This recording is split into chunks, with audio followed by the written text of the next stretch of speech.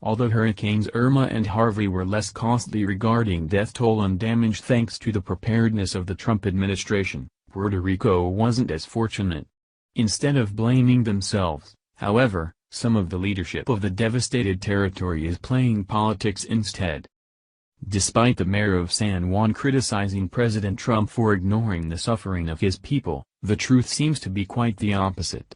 American aid is sitting in shipping containers at the San Juan port, unused and rotting. The leaders in Puerto Rico are so inept that they can't even get workers to the ports to pick up the supplies. The everyday workers aren't to be blamed.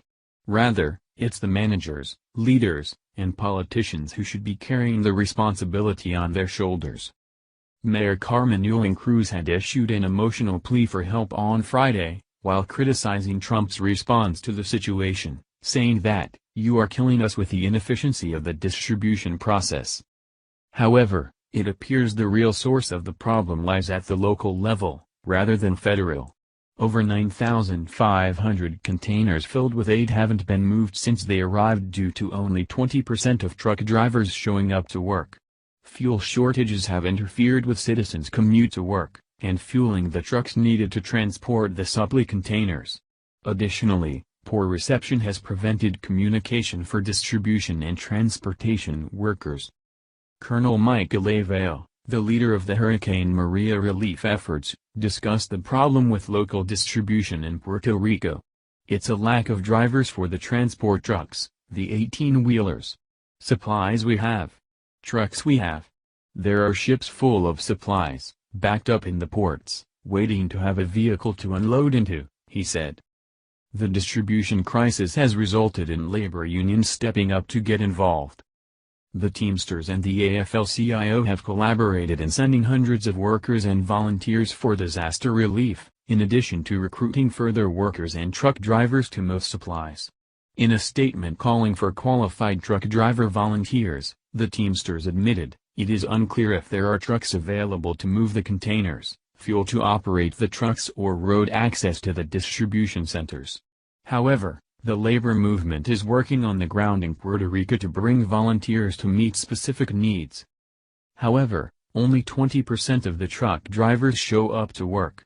These are private citizens in Puerto Rico, paid by companies that are contracted by the government, Vale concluded. Despite there being great need for these goods, there is such a stark deficiency in the logistical support that it's almost impossible for these goods to get into the hands of those who need them most. In addition to the shortage of drivers, a diesel crisis is plaguing the island as well.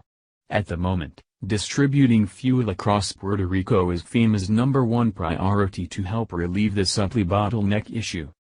Conservative commentator Kurt Schilling also acknowledged this fact.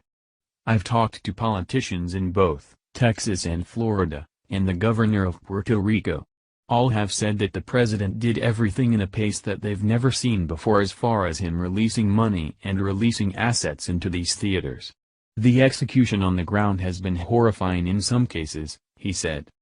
In contrast to the San Juan mayor's comments, the governor of Puerto Rico ended up praising Trump as well, saying, "Every time we've asked them to execute, they've executed quickly."